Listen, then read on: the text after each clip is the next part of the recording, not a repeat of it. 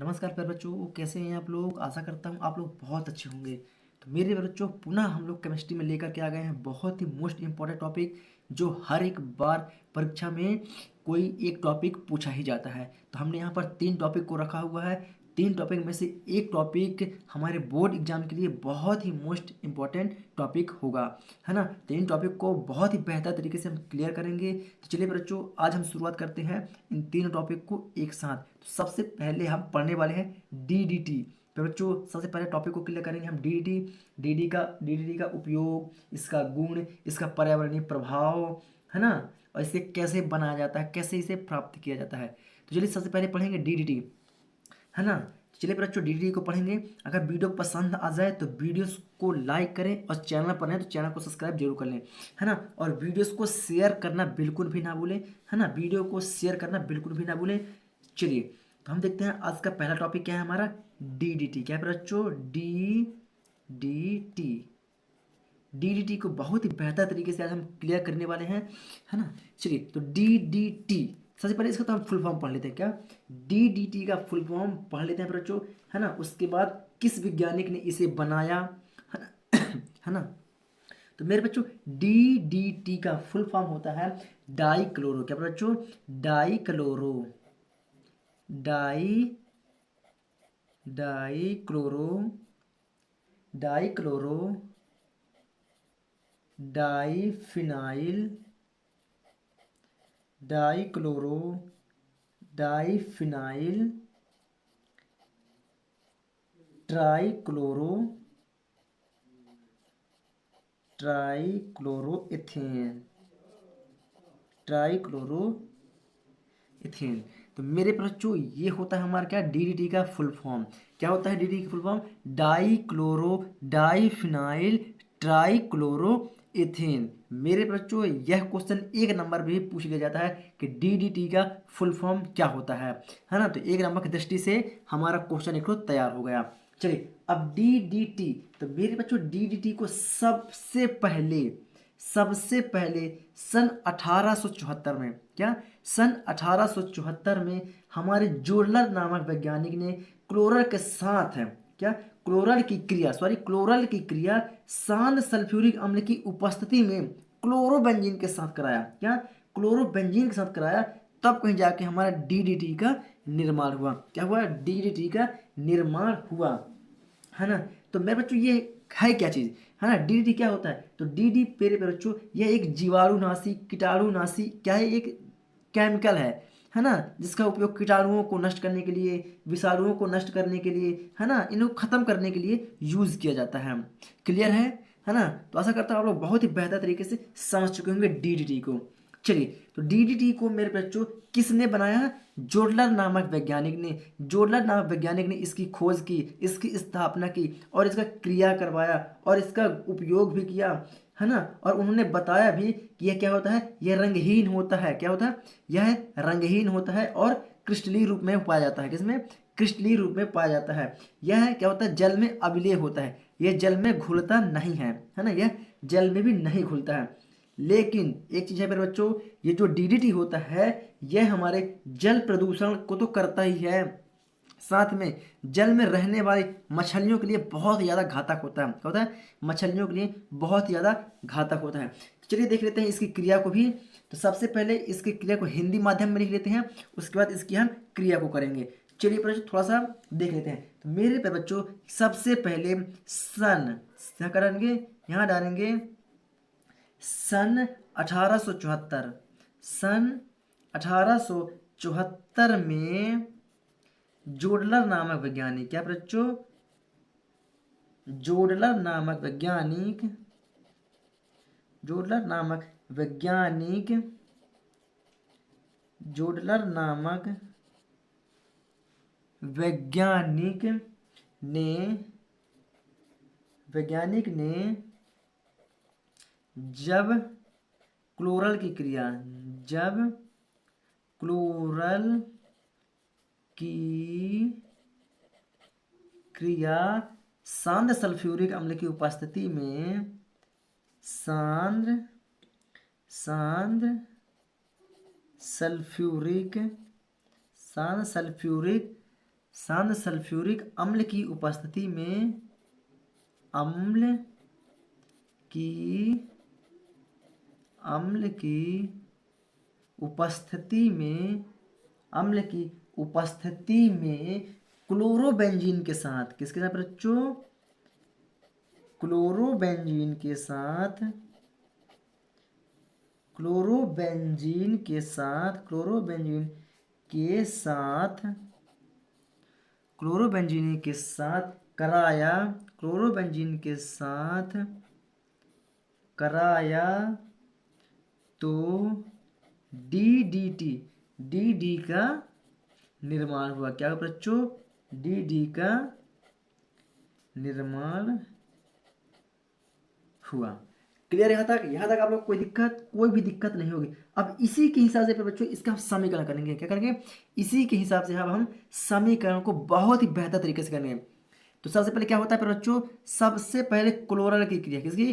Chloral की क्रिया, मतलब कि CCl3 बॉन्ड CH की क्रिया, CCl3 बॉन्ड CH की क्रिया शांत सल्फ्यूरिक अम्ल H2SO4 की उपस्थिति में किसके साथ है? क्लोरोबेंजीन के साथ कराते हैं। किसके साथ? क्लोरोबेंजीन के साथ कराते हैं। चलिए करा के देखते हैं, है ना। तो सबसे पहले इसको आप लोग वीडियो को रोक या तो लिख लें या तो फिर इसका स्क्रीनशॉट कर लें। चलिए अब डायरेक्टली चलते हैं इसके समीकरण में, है ना। तो इसका समीकरण यहाँ पर करते हैं बच्चों। तो क्लोरल की क्रिया, किसी क्लोरल की क्रिया मतलब कि CCl3 बॉन्ड CHO की क्रिया किसके साथ कराते हैं बच्चों? क्लोरोबेंजीन के साथ कराएंगे। तो ये क्लोरोबेंजीन बना के हमने यहाँ पर Cl लगा दिया,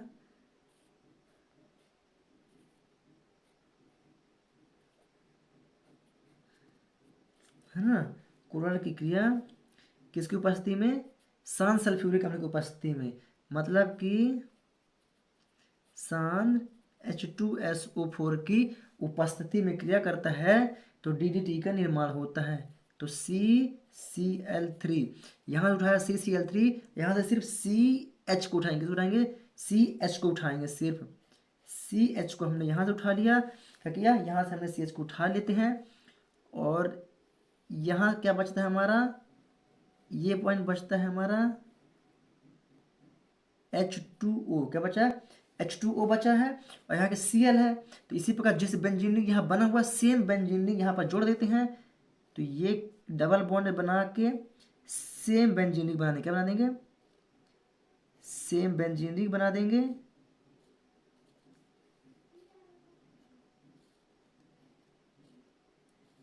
ये हमने यहाँ पर सेम बेंजीन रिंग को बना दिया, है ना। सेम बेंजीन रिंग बना दिया और Cl यहाँ पर ऐड कर दिया, Cl प्लस क्या बचा? एक HA और O। तो यहाँ हमारा क्या हो गया? H2O। क्लियर है? तो ये हमें जो प्राप्त होता है बच्चों, ये जो हमें प्राप्त होता है इसी को बोल देते हैं DDT। क्या बच्चों? DDT, dichloro डाइफिनॉल ट्राइक्लोरोएथेन। आशा करता हूँ आप लोग बहुत ही बेहतर तरीके से समीकरण को भी समझ चुके होंगे। समझ में आए तो वीडियो को लाइक कर दें, है ना। शेयर करना तो बिल्कुल भी ना भूलें, शेयर करना तो बिल्कुल भी ना भूलें आप लोग। चलिए अब बात करते हैं इस गुण की। क्या बच्चों? इसका गुण भी। चलिए तो इस गुण को लिख लेते हैं। गुण, तो गुण मैं एक बार बता चुका हूं आप लोग को, बस आप लोग को सिर्फ रिपीट करना है। क्या करना है? आप लोग को बस रिपीट करना है। चलिए तो पहला गुण से क्या है बच्चों? यह क्या है? यह एक रंगहीन क्रिस्टलीय पदार्थ है। क्या है बच्चों? यह एक क्या है? रंगहीन क्रिस्टलीय पदार्थ है। यह है रंगहीन, यह रंगहीन क्रिस्टलीय पदार्थ। क्या है बच्चों? यह रंगहीन क्रिस्टलीय पदार्थ है। दूसरा क्या है बच्चों? यह जल में अविलेय होता है। क्या होता है? अविलेय मतलब कि घुलता नहीं है ना। तो क्या लिखेंगे? जल में अविलेय होता है। क्या होता है बच्चों? जल में अविलेय होता, जल में अविलेय होता है। क्लियर? कोई दिक्कत? कोई भी दिक्कत आप लोग को नहीं होगी। अब बात करते हैं बच्चों उपयोग की, क्या बात करते हैं, इसका उपयोग। इसका उपयोग तो मैंने बता चुका है कि इसका उपयोग जीवाणुनाशी, कीटाणुनाशी, है ना, कीटनाशक के रूप में इसका उपयोग किया जाता है। किसमें? कीटनाशक में इसका यूज किया जाता है ना। आप लोग वीडियो को रोक के प्रॉपर तरीके से लिखते चलिएगा, है ना। अगर नहीं लिख रहे हैं तो कोई बात नहीं है, आप लोग को वीडियो को शुरू से करके प्रॉपर तरीके से लिख सकते हैं। चलिए, तो इसका उपयोग कहाँ किया जाता है बच्चों? तो इसका उपयोग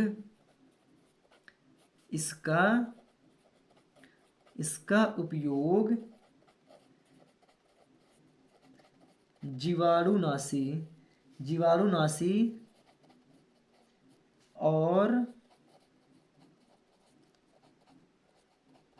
और कीटाणुनाशी, जीवाणुनाशी और कीटाणुनाशी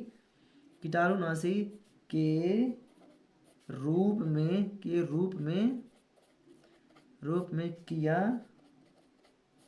किया जाता है, के रूप में किया जाता है।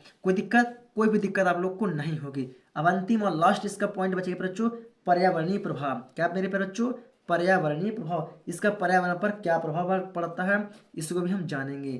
तो पर्यावरणीय प्रभाव, तो इसका पर्यावरणीय प्रभाव भी मैं बहुत ही बेहतर तरीके से आप लोग को बता चुका हूँ। चलिए एक बार पुनः रिपीट किए दे रहा हूँ। तो प्यारे बच्चों, यह क्या है? जल प्रदूषण के लिए घातक होता है। क्या होता है? यह जल प्रदूषण के लिए घातक होता है। तो क्या बोलेंगे पर बच्चों? जल प्रदूषण, क्या बच्चों? जल प्रदूषण के साथ साथ, जल प्रदूषण तो करता ही है ना, साथ साथ जलीय जंतुओं को भी क्या करता है? ये नुकसान पहुंचाता है ना। तो क्या बोलेंगे? जल प्रदूषण के साथ साथ यह मछलियों के लिए, यह मछलियों के लिए क्या होता है? घातक होता है। क्या होता है बच्चों? घातक होता है। क्या होता है? घातक होता है। तो आशा करता हूँ आप लोग इसे बहुत ही बेहतर तरीके से समझ चुके होंगे, है ना। तो ये रहा बच्चों हमारा डीडीटी प्रॉपर तरीके से कंप्लीट, है ना। क्या डीडीटी हमारा पूरे तरीके से कंप्लीट हो चुका है। अब बात करते हैं बच्चों BHC। क्या बच्चों? BHC। तो हमारा नेक्स्ट टॉपिक क्या होगा? BHC। चलिए तो चलते हैं BHC की ओर। BHC, यहाँ पर है जानेंगे BHC।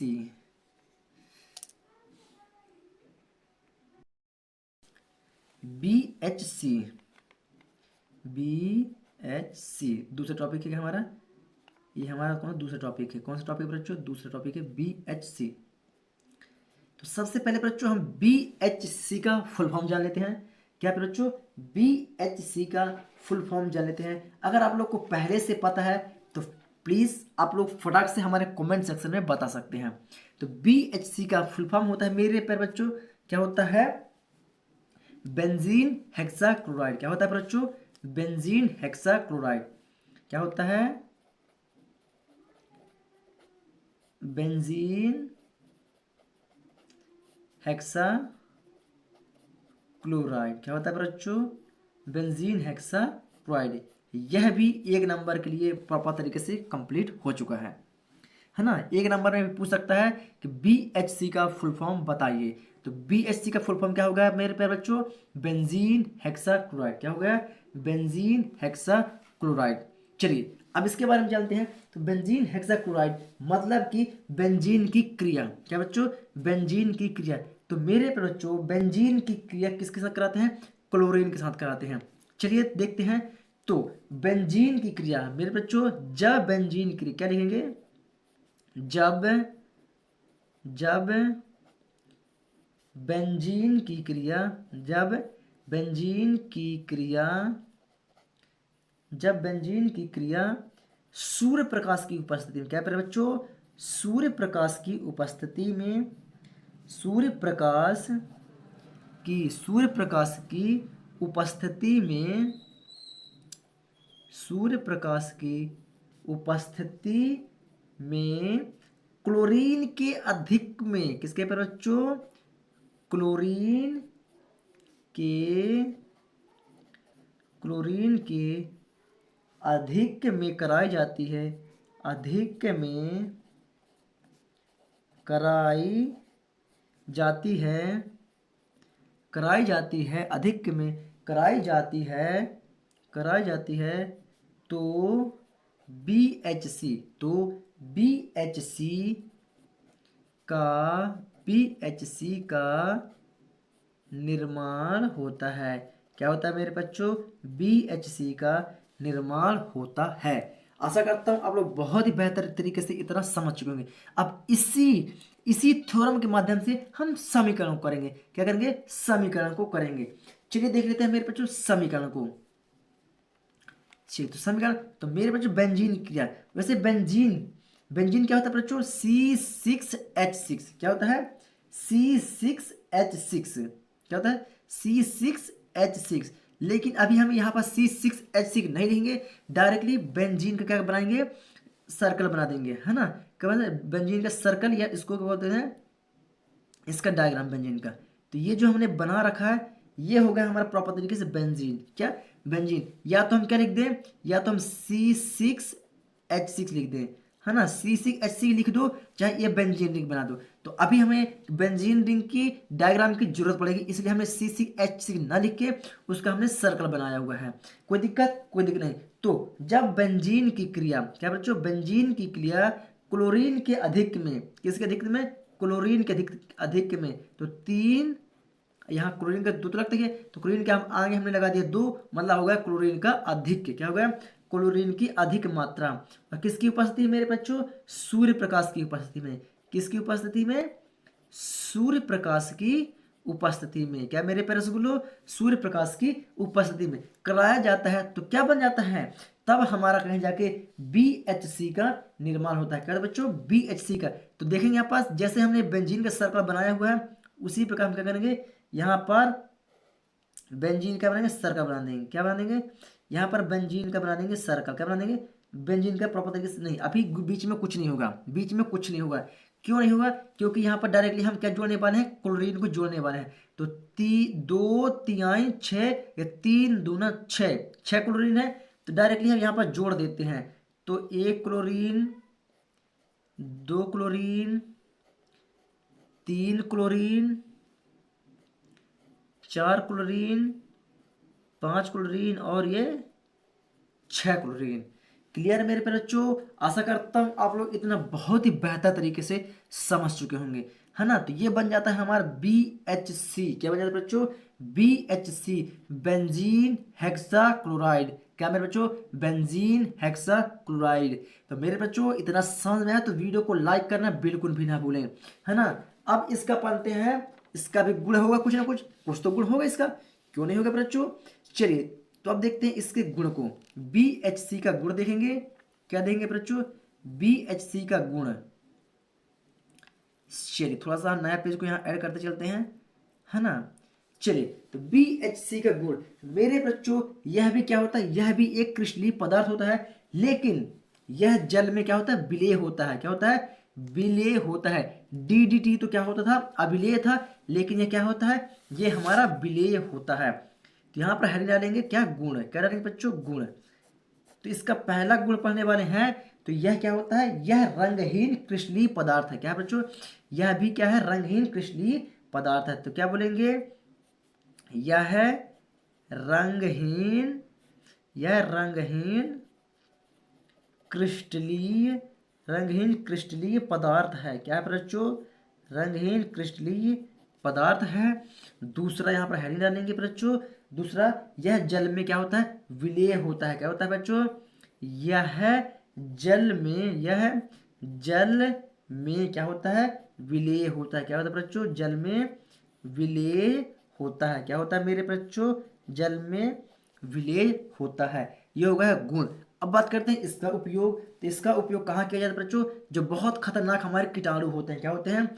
जो बहुत ही खतरनाक कीटाणु, जबरदस्त वाले, है ना, जो छोटे मोटे कीटनाशक से नहीं मरते हैं, है ना, जो छोटे मोटे कीटनाशकों से नहीं मरते हैं, उसके लिए BHC, बेंजीन हेक्साक्लोराइड का उपयोग किया जाता है। तो क्या बोलेंगे इसके लिए? इसका उपयोग शक्तिशाली जीवाणुनाशी में किया जाता है। किसमें? जीवाणुनाशी में किया जाता है। तो क्या बोलेंगे? इसका उपयोग शक्तिशाली जीवाणुनाशी में। किसके मेरे बच्चों? शक्तिशाली जीवाणुनाशी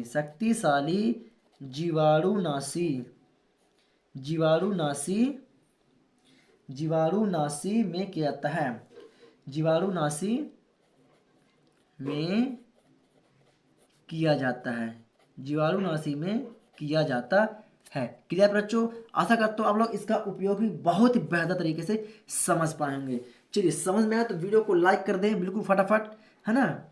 चलिए, यहाँ तक आप लोग लिख लिया। चलिए, इतना आप लोग प्रॉपर तरीके से स्क्रीनशॉट लेते चलिएगा, है ना। मैं बार बार नहीं बोलूंगा। अब इसका अंतिम और लास्ट चरण बचता है बच्चों, वह होता है हमारा, क्या होता है, पर्यावरणीय प्रभाव। क्या होता है? पर्यावरणीय प्रभाव। तो देखेंगे प्रॉपर तरीके से पर्यावरण पर इसका क्या प्रभाव पड़ता है ना। तो हेडिंग डाल लेते हैं यहाँ पर, पर्यावरणीय प्रभाव, पर्यावरणीय पर्यावरणीय प्रभाव। मेरे बच्चों, यह वायु एवं जल प्रदूषण के साथ साथ मृदा में भी क्या होता है, प्रदूषण करता है या प्रदूषण फैलाता है ना। कहता है मृदा में भी प्रदूषण फैलाता है। अब मृदा में प्रदूषण कैसे फैलाता है बच्चों? तो ये क्या होता है, यह मृदा में अपघटित नहीं होता है। क्या मेरे बच्चों? यह मृदा में अपघटित नहीं होता है ना। जैसे कि हमारे छोटे मोटे पत्ते हो जाते हैं, है ना, पेड़ पौधे की शाखाएं होती हैं जो क्या होती हैं, सड़ गल के वहाँ अपघटित हो जाती हैं मृदा में। लेकिन BHC, बेंजीन हेक्साक्लोराइड, अपघटित नहीं होता है। क्या होता है? अपघटित नहीं होता है। मतलब हमारे पर्यावरण को प्रदूषित करता है। क्या कहता है बच्चों? मृदा प्रदूषण को भी प्रदूषित करता है, पर्यावरण को भी प्रदूषित करता है। तो चलिए, इसको भी लिख लेते हैं प्रॉपर तरीके से। तो क्या लिखेंगे मेरे बच्चों? यह वायु एवं जल, यह वायु एवं जल प्रदूषण के साथ साथ, वायु एवं जल प्रदूषण के साथ साथ, जल प्रदूषण के साथ साथ मृदा में अपघटित नहीं होता है, मृदा में अपघटित नहीं होता जो यह मृदा प्रदूषण का कारक होता है। क्या बच्चों? मृदा प्रदूषण का कारक होता है। आशा करता हूं आप लोग बहुत ही बेहतर तरीके से मेरे पे रसगुल्लो BHC को समझ चुके हैं। क्या? BHC को समझ चुके हैं। अब हमारा अंतिम और लास्ट टॉपिक बचता है मेरे बच्चों, फ्री ऑन। क्या बचता है?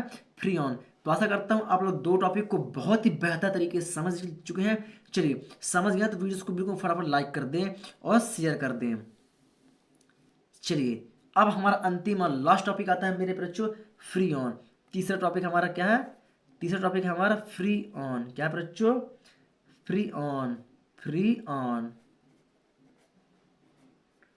Free on. बच्चों, फ्री ऑन क्लियर है? यहां तक कोई दिक्कत आप लोग को? चलिए, फ्रीऑन। अब फ्रीऑन क्या होता है मेरे बच्चों? तो जब कार्बन टेट्राक्लोराइड की क्रिया, मेरे बच्चों, जब कार्बन टेट्राक्लोराइड की क्रिया एंटीमनी ट्राइक्लोराइड के साथ एंटीमनी पेंटाक्लोराइड की उपस्थिति में क्रिया कराते हैं, तो जाके हमें कहीं फ्रीऑन प्राप्त होता है। चलिए, इसको तो डायरेक्टली लिखते हैं। तो क्या बोलेंगे मेरे बच्चों? जब कार्बन टेट्राक्लोराइड की क्रिया, जब कार्बन टेट्राक्लोराइड की क्रिया एंटीमनी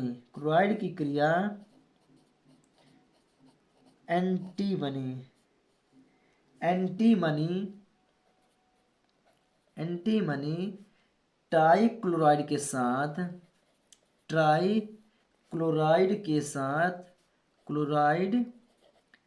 के साथ एंटीमनी पेंटाक्लोराइड की उपस्थिति में, एंटीमनी पेंटाक्लोराइड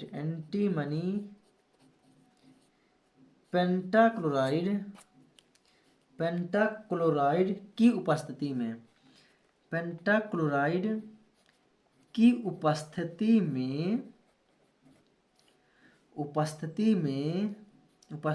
में क्रिया करने पर या क्रिया कराते हैं, है ना। तो क्रिया करने पर क्या बनता है, फ्रीऑन बनता है। क्या बनता है बच्चों, फ्रीऑन बनता है। अगर आप लोगों ने हिंदी थ्योरम को समझ लिया, क्या बच्चों, अगर आप लोगों ने हिंदी थ्योरम को समझ लिया तो आप लोग समीकरण बहुत ही बेहतर तरीके से समझ पाएंगे। क्या बच्चों, बहुत ही बेहतर तरीके से समीकरण को कर पाएंगे और समझ भी पाएंगे। चलिए, तो ये रहा हमारा फ्रीऑन का थ्योरम, है ना। अब पढ़ते हैं इसके क्या, इसका पढ़ लेते हैं थोड़ा सा मेरे प्यारे स्कूलों, इसका समीकरण।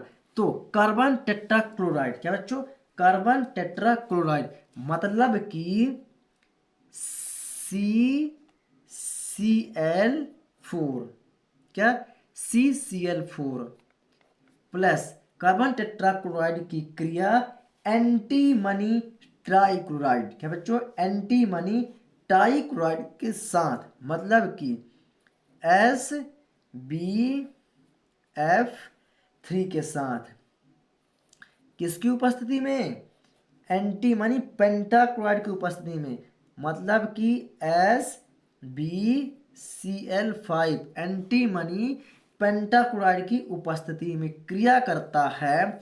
तो क्रिया करता है तो क्या बनता है हमारा बनता है फ्रीऑन, मतलब कि CCl2F2, क्या बनता है, CCl2F2 प्लस SbCl3।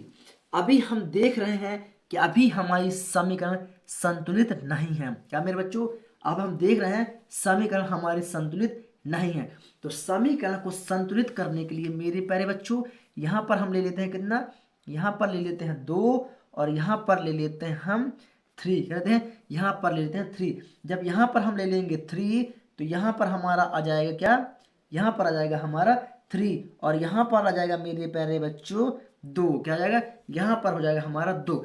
अब हमारी समीकरण बहुत ही बेहतर तरीके से संतुलित हो चुकी है ना, बहुत ही बेहतर तरीके से समीकरण संतुलित हो चुकी है। तो आशा करता हूँ आप लोग बहुत ही बेहतर तरीके से हमने समीकरणों को भी पढ़ाया और आप लोग को समझ में आया। क्लियर है। अब बात करते हैं इसका उपयोग, क्या मेरे प्यारे बच्चों, अब बात करते हैं इसका उपयोग। तो इसका उपयोग मेरे बच्चों प्रशीतक के रूप में किया जाता है। क्या कहता है, प्रशीतक के रूप में। तो यहां हेडर लेते हैं उपयोग,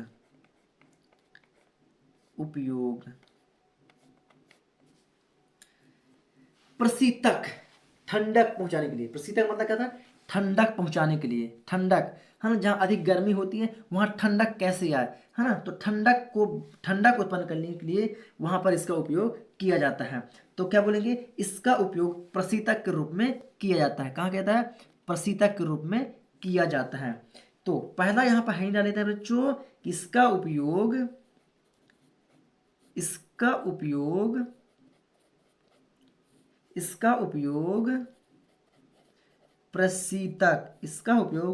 प्रशीतक के रूप में किया जाता है। प्रशीतक के रूप में किया जाता है। कोई दिक्कत नहीं। अब बात करते हैं इसका दूसरा उपयोग। क्या बच्चों, इसका उपयोग दुर्गंधनाशी स्प्रे बनाने में। क्या बच्चों, दुर्गंधनाशी स्प्रे बनाने में। तो क्या लेंगे, इसका उपयोग दुर्गंधनाशी स्प्रे बनाने में। क्या पर बच्चों, दुर्गंधनाशी स्प्रे बनाने में इसका उपयोग किया जाता है। स्प्रे बनाने में किया जाता है या स्प्रे बनाने में उपयोग किया जाता है। क्लियर। आशा करता हूँ आप लोग इसे बहुत ही बेहतर तरीके से समझ चुके होंगे। अब अंतिम और लास्ट इसका टॉपिक है बच्चों, पर्यावरणीय प्रभाव, है ना। इसका पर्यावरणीय प्रभाव। तो मेरे पर बच्चों इसका जो पर्यावरणीय प्रभाव पड़ता है, तो यह किसमें पड़ता है, ओजोन परत पर पड़ता है। कैसे पड़ता है बच्चों, ओजोन परत को यह नुकसान पहुंचाता है मेरे प्यारे रसगुल्लो, है ना, जो बहुत ही ज़्यादा घातक है है ना, क्या है, जो बहुत ही ज़्यादा घातक होता है। तो क्या बोलेंगे, यह ओजोन परत को क्षय करता है, मतलब नुकसान पहुंचाता है ना। तो यहाँ पर डाल देते हैं, यह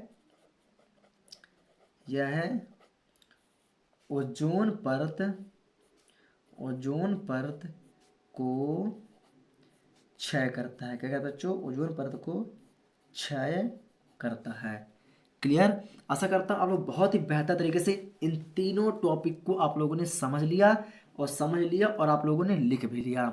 मेरे प्यारे बच्चों, समझ में आया तो वीडियोस को लाइक करना बिल्कुल भी ना भूलें, शेयर करना तो बिल्कुल भी नहीं भूलना है ना।